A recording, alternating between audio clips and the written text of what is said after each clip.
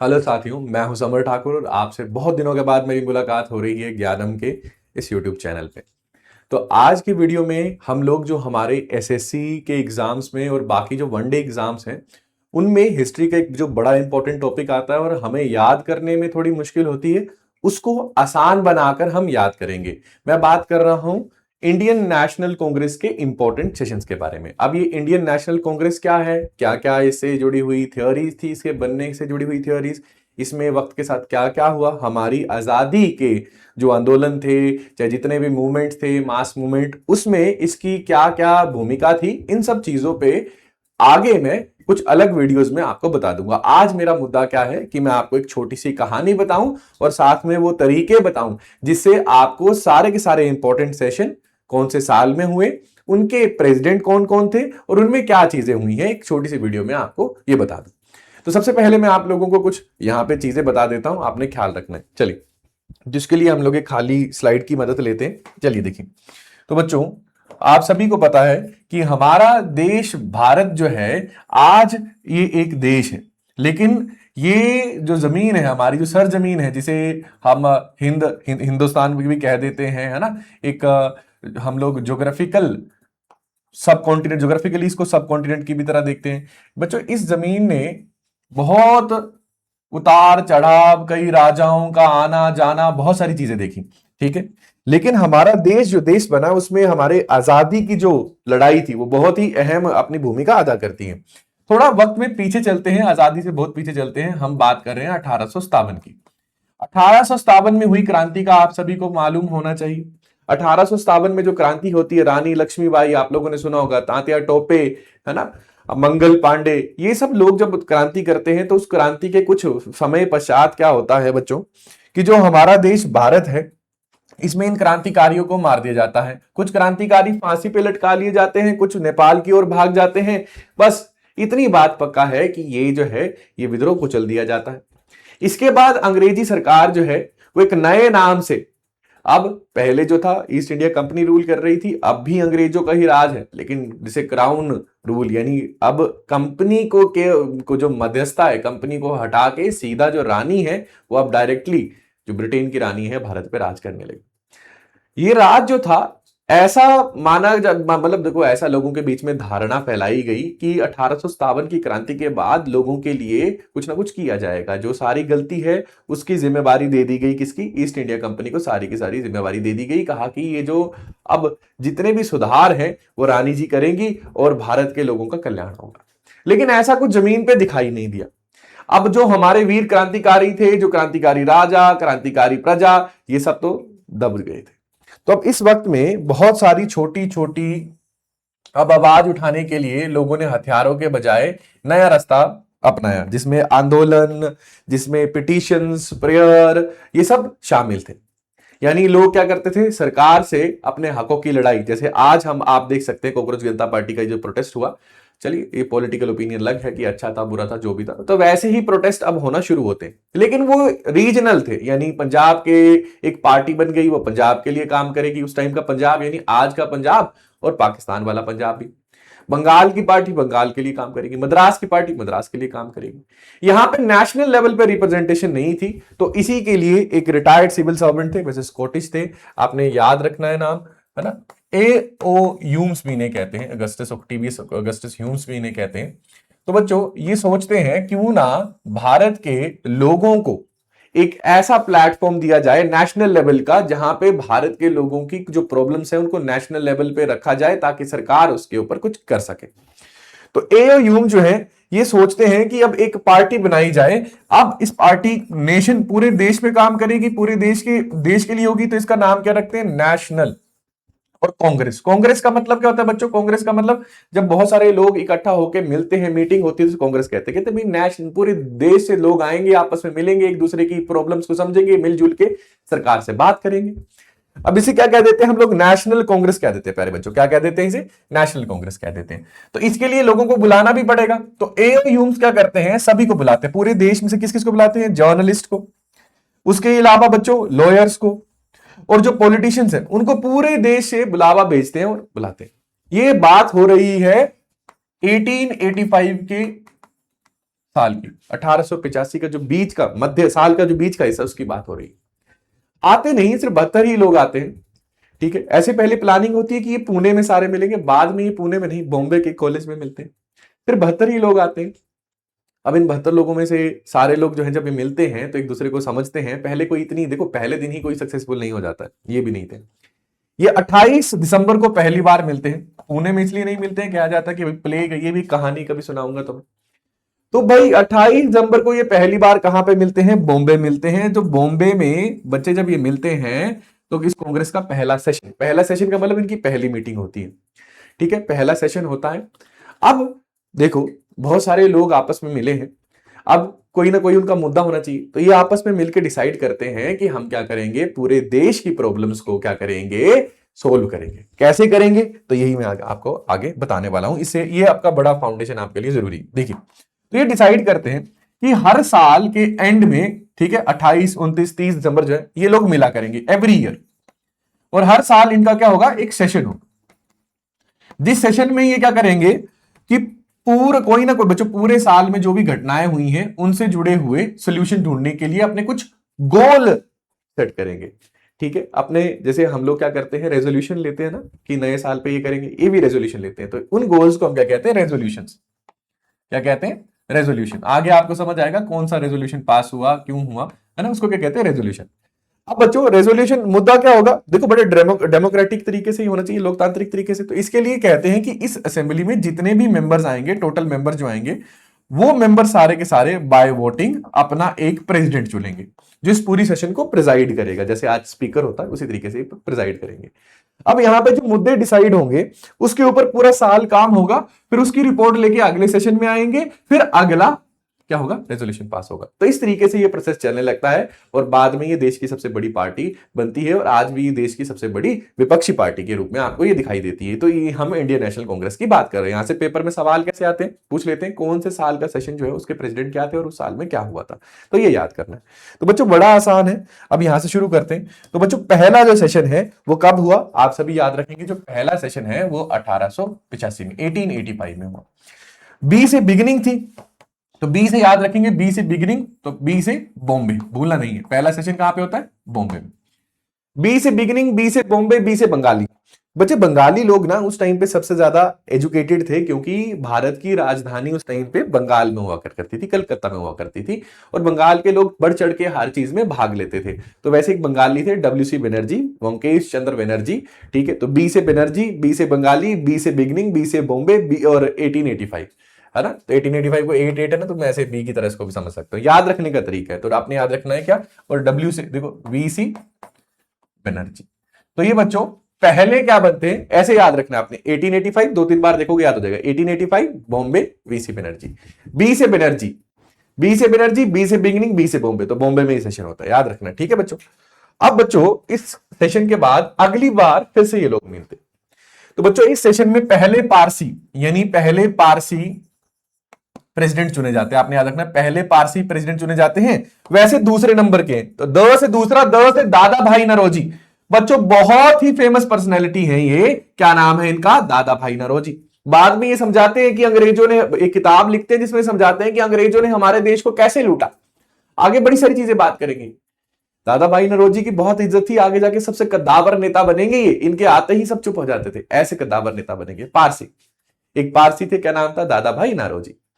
यही दूसरे सेशन में जब प्रेसिडेंट कहते हैं तो कहते हैं भाई नेशनल कांग्रेस पूरी दुनिया में अलग अलग जगहों पे है, हमारा देश हमारा है, इसका नाम क्या रखना है हमने, इंडियन नेशनल कांग्रेस। तो यहीं से बच्चों नेशनल कांग्रेस का नाम क्या पड़ जाता है, इंडियन नेशनल कांग्रेस, जिसको शॉर्ट फॉर्म में हम लोग INC के नाम से भी आज जानते हैं। तो ये जो नाम है ये इसी सेशन में दिया जाता है। तो अब बच्चों 1885 के बाद अगला सेशन दूसरा 1886, तो डी से दूसरा, और डी से आपने क्या याद रखना है, डी से याद रखना है दादा भाई नौरोजी। कहां हुआ था, कलकत्ता में। अब आपको मैं इसका लॉजिक बताता हूं। जैसे मैंने बी से बॉम्बे बताया, वैसे मैं हर का एक लॉजिक, हर एक सेशन के जो प्रेसिडेंट है और उनका ना वेन्यू याद करवाने के लिए आपको एक लॉजिक बताऊंगा, सूडो लॉजिक यानी नकली लॉजिक, जो याद करने में आपको मदद करेगा। अगर मैं लॉजिक नहीं बताता हूं तो आपने आंख बंद करके क्या लिखना है, सेशन कहां हुआ है, कलकत्ता में हुआ। यहां पे मैंने लॉजिक नहीं बताया, आपने क्या लिखना है, सेशन कहां पे हुआ, कलकत्ता में हुआ। इस बात का आपने ख्याल रखना है, ठीक है बच्चों। अच्छा, अब हम बात करते हैं, देखिए तीसरे सेशन की बात करते हैं। मैं सिर्फ बुनियादी बुनियादी बातें करूंगा, बेसिक बेसिक बातें करूंगा, बहुत जटिल और बहुत डिटेल में नहीं जाऊंगा। एसएससी के एग्जाम में जैसे सवाल आते हैं वैसे सवालों का मैं जिक्र करूंगा। सितंबर में आपका एग्जाम आ रहा है, जिस मतलब लायक है वैसा आप कर लीजिएगा। आगे मैं आप लोगों को जो इससे जुड़े हुए कंसेप्ट वगैरह है वो आगे मैं आपको पढ़ा दूंगा। चलिए प्यारे बच्चों, तो यहां पे अगर हम बात करें, अगला वर्ष क्या है, 1800, यहां पे देखिए 87, 1887 अगला साल। तीसरा सेशन आ चुका है, तीसरा सेशन है। अब तीसरे सेशन में पारसी आ गए हैं यहां पे। पहले में तो देखिए बनर्जी जी हैं, दूसरे में पारसी आ गए, तीसरे में ही बच्चों मुस्लिम, फर्स्ट मुस्लिम। और देखिए उस टाइम पे देखो सेकुलर पार्टी थी, लेकिन उस टाइम पे इल्जाम लगते थे, मोहम्मद अली जिन्ना और बाकी जो लोग इल्जाम लगाते थे कि हिंदू पार्टी है। आज इल्जाम लगाते हैं कि मुस्लिमों को ज्यादा ख्याल रखती है। तो पॉलिटिक्स में तो ये होता ही रहता है। चलिए देखिए, तो मुस्लिम पार्टी है ये। 1887 में आपने ख्याल रखना है, 1887 में, ठीक है, पहले मुस्लिम प्रेसिडेंट बनते हैं। नाम क्या था, बदरुद्दीन तैयब जी। 2-4 बार बोलेंगे, आपकी जुबान पे चढ़ जाएगा, पहले मुस्लिम बदरुद्दीन तैयब जी। इस बात का आपने ख्याल रखना है। अब बच्चों एम से मुस्लिम, लॉजिक याद रखना है, तो सेशन भी कहां पे होगा, एम से मद्रास में होगा। एम से मुस्लिम है, एम से मद्रास में ये सेशन होने वाला है। कहां पे होने वाला है, एम से मुस्लिम, एम से मद्रास में प्यारे बच्चों ये सेशन होने वाला है। अब देखो साल दर साल आगे मामला बढ़ता जा रहा है। 1888 3-8 इकट्ठे हो गए। तो यहां पे पहला यूरोपियन, तो यूरोपियंस को हम लोग भारतीय अंग्रेज ही कह देते हैं, है ना, अंग्रेज ही कह देते हैं, तो इसको भी अंग्रेज कह दो।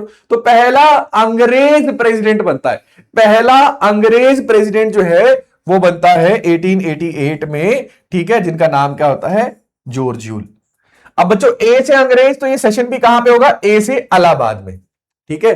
वैसे तो ये ब्रिटिश प्रेसिडेंट थे, ठीक है, तो अंग्रेज ही थे। ए से अंग्रेज, अ से इलाहाबाद, एम से मुस्लिम, एम से मद्रास, ऐसे आपने याद रखना है। अब बच्चों सीधे जंप मार के हम पहुंचेंगे 1896 के सेशन में। ये दो सेशन बहुत जरूरी हैं बच्चों। एक भारत के बहुत मशहूर लेखक हुए जिनका नाम था बंकिम चंद्र चट्टोपाध्याय। इन्होंने एक उपन्यास यानी एक फिक्शन लिखी, यानी एक पूरा नॉवेल लिखा, जिसका नाम क्या था, आनंद मठ। आनंद मठ में वो बताते हैं सन्यासी और फकीर मूवमेंट में कैसे सन्यासी और फकीर लोग जो हैं वो अंग्रेजों के खिलाफ लड़ते हैं। कभी बाद में इसकी भी मैं कहानी सुनाऊंगा, बड़ी दिलचस्प कहानी है। इसके ऊपर यूट्यूब पे एक डॉक्यूमेंट्री भी पड़ी है, अगर आप किताब नहीं पढ़ सकते हैं तो। यही इसी के अंदर एक गाना था जिसे हम वंदे मातरम कहते हैं, यानी माता को प्रणाम, वंदे मातरम सुजलाम सुफलाम, मतलब शुद्ध जल शुद्ध शुद्ध फल, मालयज शीतलाम शस्य श्यामलाम। तो इसी के अंदर ये गाना था। तो प्यारे बच्चों ख्याल रखिएगा यहां पे आप, ये जो वंदे मातरम वाला यहां पे अगर आप देखेंगे, ठीक है, तो ये वंदे मातरम जो है उसमें लिखा गया था आईएनसी के सेशन में। पहले पता नहीं सबसे पहली बार कहां गाया गया, इन्होंने कहां गाया, अपने मुंह से गुनगुना दिया, ये कोई पता नहीं, ये सवाल नहीं। कुछ लोग कहते हैं कि पहली बार आईएनसी के सेशन में 1896 में गाया गया था। आपने याद रखना है, कोई लॉजिक नहीं बता रहा हूं, तो कहां गाया जाएगा, कलकत्ता में गाया जाएगा। अब बच्चों ये तो बड़ा सियाना काम किया आईएनसी ने, तो सयाना से आपने क्या याद रखना है, रहमतुल्ला एम सयानी। इसके प्रेसिडेंट कौन थे, रहमतुल्ला एम सयानी। सियाना काम किया ना। अब देखो जनगण मन भी आपने याद रखना है। तो बच्चों 15 साल, इस 15 का आंकड़ा याद रखना है, ऐसे भूलता नहीं है, ठीक है।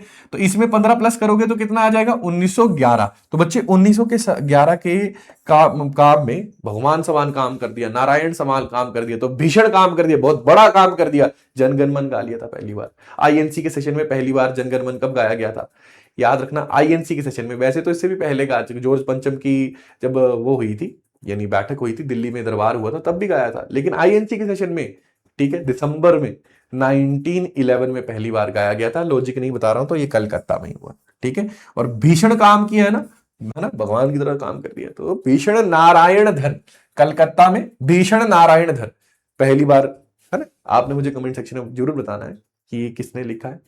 मैं आप हिंट देता हूं, ये ऐसे हमारे लेखक हैं, कवि हैं, जिनकी एक किताब है गीतांजलि, इसमें 103 कविताएं हैं। इसके लिए 1913 में इनको नोबेल पुरस्कार मिला, और ये नोबेल पुरस्कार जीतने वाले पहले व्यक्ति बन जाते हैं। एक चीज, इसके अलावा इकलौते ऐसे व्यक्ति हैं जिन्होंने 2 देशों के राष्ट्रीय गान जो है वो लिखे हैं, ठीक है। चलिए अब बच्चों ये 1906, ये बीच वाले भी याद रखना। 1905 का भी याद रखना बच्चों। 1905 में अंग्रेजों ने बंगाल का विभाजन कर दिया। अक्टूबर 1905 में लॉर्ड कर्जन थे, वो उस टाइम पे भारत के वाइसरॉय हुआ करते थे। बंगाल को उन्होंने 2 हिस्सों में, हिंदू मुसलमान में लड़ाई डालने के लिए, ऐसा कहा जाता है। कुछ इतिहासकार ऐसा कहते हैं, कुछ कहते हैं कि नहीं, अंग्रेजों का व्यू क्या था कि एडमिनिस्ट्रेशन मुश्किल है, तो इसलिए बंगाल को 2 हिस्सों में बांट दो। तो बच्चों हिंदू मुस्लिम ने एक दूसरे को राखियां बांधी और उसके अलावा स्वदेशी मूवमेंट चलाया और उस साथ में अपने वंदे मातरम के नारे लगाए। बड़े ये भी एक लंबी कहानी कभी बाद में सुनाऊंगा मैं, बंगाल के विभाजन की कहानी, वो सेशन भी जरूरी हो जाता है। तो ब से बंगाल का विभाजन, तो याद रखना ब से बनारस में होता है। ये कहां पे होता है? बनारस में। और बनारस बच्चों देवी देवताओं के लिए मानी जाती है। तो याद रखना यहां पे किसके? गोपाल। तो याद रखना कौन थे प्रेसिडेंट? गोपाल कृष्ण गोखले। ठीक है, गोपाल कृष्ण से याद रखना। बनारस में तुम्हें पता है मंदिर ही मंदिर, मणिकर्णिका घाट, ये है ना, सब देखो। अच्छा, 1906 का सेशन बड़ा इंपॉर्टेंट था। यहां पे तो बहुत लड़ाई हो ही गई थी, बताऊंगा इसके बारे में भी। ये सेशन क्यों जरूरी है? सबसे पहले यहां पे जो स्वराज शब्द है उसका इस्तेमाल किया जाता है। बाल गंगाधर तिलक जैसे लोग थे जो कहते स्वराज मेरा जन्मसिद्ध अधिकार है। ठीक है, तो स्वराज शब्द यानी सेल्फ रूल, मतलब भारत के ऊपर भारत के लोग ही क्या करें? राज करें, अंग्रेजों का राज ना हो। तो ये पहली बार इस्तेमाल किया जाता है।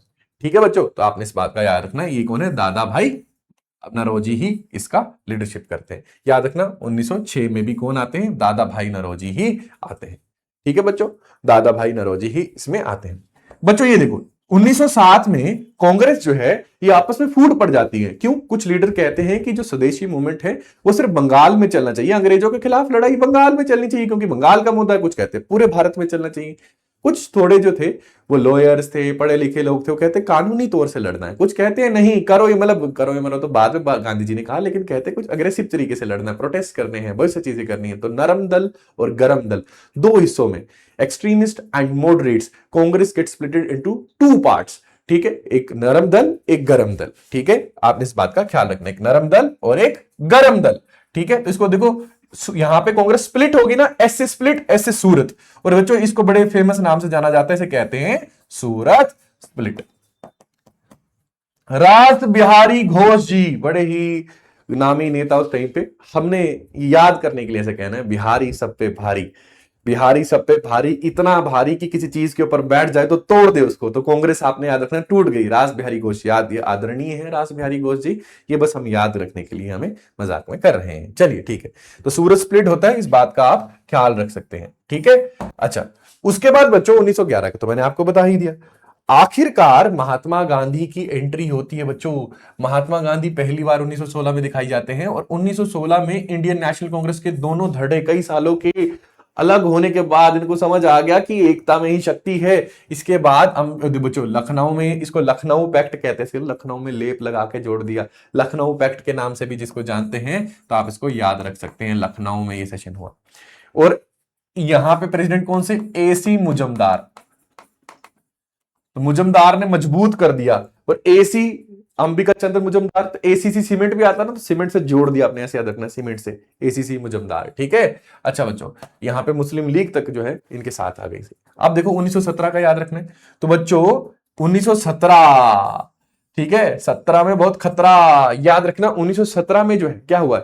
1917 में एनी बेसेंट, ठीक है, एनी बेसेंट जो थी ये पहली महिला है जो इतने सालों के बाद आईएनसी की प्रेसिडेंट बनती है। ठीक है, तो पहली महिला प्रेसिडेंट बन जाती है। और कोई लॉजिक नहीं बताया कहां पे सेशन होगा? कलकत्ता में होगा। ठीक है, ये पहली महिला है, भारतीय नहीं है, पर ये भी क्या थी? आयरिश थी, आयरलैंड की थी। ठीक है, अब बच्चों 1924 की बात करते हैं। तो इकलौती ही बार महात्मा गांधी सिर्फ एक बार आईएनसी के प्रेसिडेंट बने थे। वो इन सबसे पार्टी से ऊपर हो गए थे, वो इन सब चीजों में नहीं पढ़ते थे बाद में। ठीक है, तो बच्चों बेलगाम में ही सेशन हुआ था। कैसे याद रखना है? गांव है ना यहाँ पे, गांव। तो महात्मा गांधी कहते थे कि जो मेरा भारत है वो गांव में बसता है, गांव की बात किया करते थे। तो ऐसे आपने याद रखना है। ठीक है, 1924 में साल आपको याद रखना होगा। ठीक है, 2-3 बार पढ़ोगे याद हो जाएगा। महात्मा गांधी सेशन के प्रेसिडेंट थे।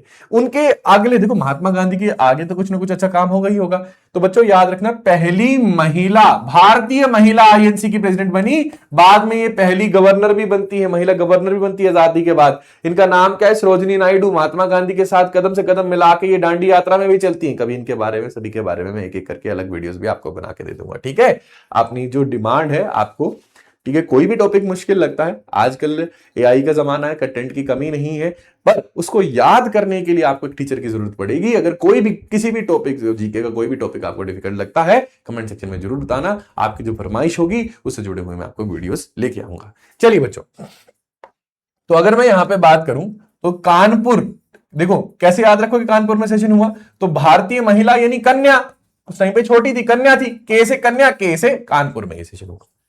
अच्छा बच्चों, 1929 का सेशन बहुत बहुत बहुत ज्यादा जरूरी है। पंडित जवाहरलाल नेहरू जी यहां पे प्रेसिडेंट बनते हैं, हमारे पहले प्रधानमंत्री। और इस सेशन में आपने याद रखना है एक रेजोल्यूशन पास होता जिसका नाम है पूर्ण स्वराज। इससे पहले हम बात कर रहे थे कि अंग्रेजों तुम भारत पे राज कर रहे हो, जैसे मुगल भी आए, बहुत सारे लोग भारत में आए, मिलजुल के राज करते हैं, डोमेनियन स्टेटस की बात कर रहे थे। इस मूवमेंट के बाद हमने कहा नहीं, अंग्रेजों का नहीं, पूरा स्वराज हम लोगों का चाहिए। जैसे साउथ अफ्रीका वगैरह में अंग्रेज और जो वहां पे जो लोकल निग्रो लोग हैं वो मिलके क्या करते हैं, वो सरकार चलाते हैं। हमने कहा नहीं, पूर्ण स्वराज चाहिए, अंग्रेजों तुम्हारी बारी आ गई है। बच्चों यहीं पे डिसाइड होता है कि 26 जनवरी 2000 सॉरी माफ कीजिएगा 1930 को क्या डिसीजन होता है कि हम लोग मिलके क्या करेंगे, सभी क्या करेंगे, यहां पे भारत को ये आजाद घोषित कर देंगे। और बच्चों इसी वजह से तो हम 26 जनवरी को संविधान लागू करते हैं, हालांकि वो 26 नवंबर को बनकर तैयार हो गया था। और इसी को तो हम क्या मनाते हैं, रिपब्लिक डे की तरह मनाते हैं, है ना, इसी चीज की उसके लिए। तो ये पहली बार आजाद नहीं हुए थे, लेकिन अपने आप ही सारे लोगों ने दृढ़ संकल्प ले लिया था दिन की हम आजाद हैं। ठीक है, पूरे भारत में ये संदेश पहुंचाना था, 1 महीने का वक्त लगता है, इसलिए 26 जनवरी का दिन चुना जाता है। ठीक है, 1931। अच्छा बच्चों, यहां पे जो फंडामेंटल राइट्स आप पढ़ते हैं ना, है ना, फंडामेंटल राइट्स हमारे संविधान में होंगे जब हमारा क्या बनेगा, हमारा देश आजाद होगा। तो ये जो रेजोल्यूशन है ये पास किसने किया था, सरदार वल्लभ भाई पटेल प्रेसिडेंट थे। कोई मजबूत काम हुआ है, बहुत मजबूत मजबूत काम है ये। तो ये मजबूत आदमी, लोह पुरुष भारत का, iron man of India, Sardar Vallabh भाई पटेल ही कर सकते हैं। ठीक है, बिल्कुल बिल्कुल खतरनाक काम है ना। तो याद रखना ये कहां पे पास हुआ था, कराची में। कहां पे पास हुआ था, पाकिस्तान के कराची में। चलिए अब आखिरी 3 सेशन है जिनको हम याद करेंगे।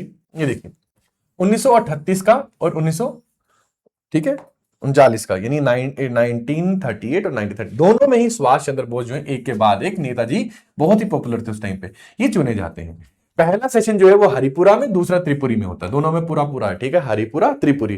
त्रिपुरा में क्या होता है, देखो पहले सेशन और दूसरे सेशन में बस कुछ कुछ और चीजें हैं, जैसे नेशनल प्लानिंग कमेटी जो है ये जवाहरलाल नेहरू जी के अंडर यहाँ पे बनती है। दूसरे सेशन में गांधी जी के साथ कुछ मतभेद हो जाते हैं इनके, जिसके बाद ये रिजाइन दे देते हैं और यहाँ पे पत्ता भाई सीतारामैया को बनाना चाहते थे महात्मा गांधी। हालांकि पत्ता भाई सीतारामैया फिर आजादी के बाद 48 में बनते हैं, उससे पहले नहीं बनते हैं। तो यहाँ पे अगर आप देखोगे तो डॉक्टर राजेंद्र प्रसाद जो है वो फिर इसके यहाँ पे कंट्रोल लेते हैं। डॉक्टर राजेंद्र प्रसाद जो है आपने याद रखना है, डॉक्टर राजेंद्र प्रसाद हमारे क्या है, 1934 का जो सेशन था ना वो भी डॉक्टर राजेंद्र प्रसाद ने ही लिया था बॉम्बे से। ठीक है, याद रखना वो हमारे पहले जो है राष्ट्रपति रहे। उसके बाद बच्चों आजादी के पहले आखिरी, आजादी के पहले जो आखिरी है ना वो मेरठ में हुआ। और बच्चों इस टाइम पे भारत छोड़ो आंदोलन चला था, सारे बड़े जो कांग्रेस के नेता थे वो तो जेल में थे। तो स्टूडेंट लीडर उस टाइम पे जेबी कृपलानी, आचार्य जेबी कृपलानी जिनको कहते हैं, वो लास्ट सेशन जो है उसको मेरठ में करवाते हैं। तो आज के लिए इतना ही।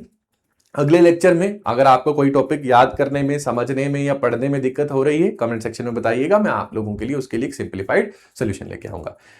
Have a very good day, bye bye, take care.